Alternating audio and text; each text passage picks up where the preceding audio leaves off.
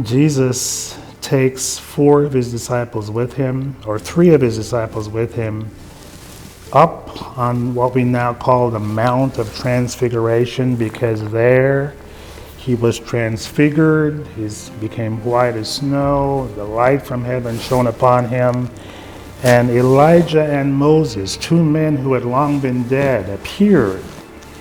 And we understand theologically that Elijah represents the prophets and Moses represents the law. And the law and the prophets, that very term is a term that has significance in Hebrew culture and history. And so basically, you've got the law and the prophets and Christ in the middle. And Peter, this is very revealing what Peter does. He says, Lord, it is so wonderful to be here.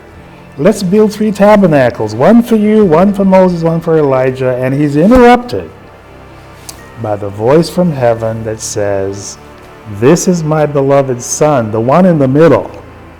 Listen to him.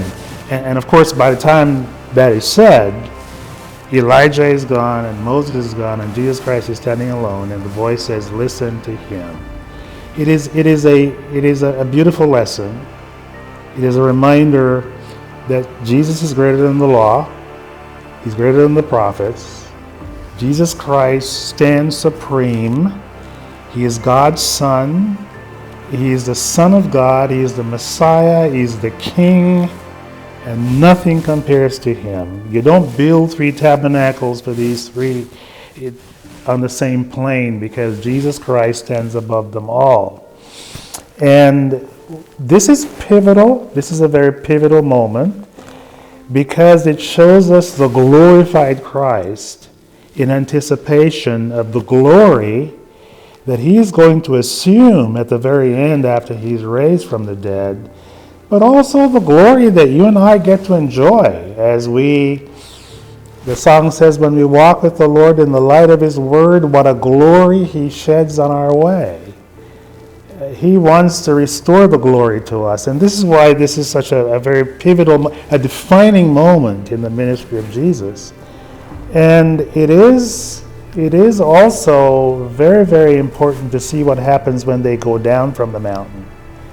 Because there on the mountain, it is glorious. But as we say in this lesson, mountaintop experiences are not meant to be, forever. We can go to the mountain, but we can't stay on the mountain. Got to come down to the valley, because the valley is where real life is lived out. And as they come back down to the valley, they face this man with his son, demon-possessed, and they can't do anything about it. They seem powerless to cast out the devil. And you can hear the frustration of Jesus when he said, where is your faith? Bring him to me. And Jesus heals him.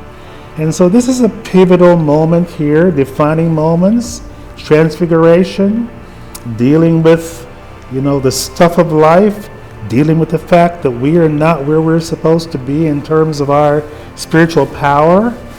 And other lessons in that section that really show us this turning point, this idea that we need to clarify who we are, what we believe, and what our calling is. This is about mission. This is about taking the gospel forward, and we can't do that without clarifying certain things.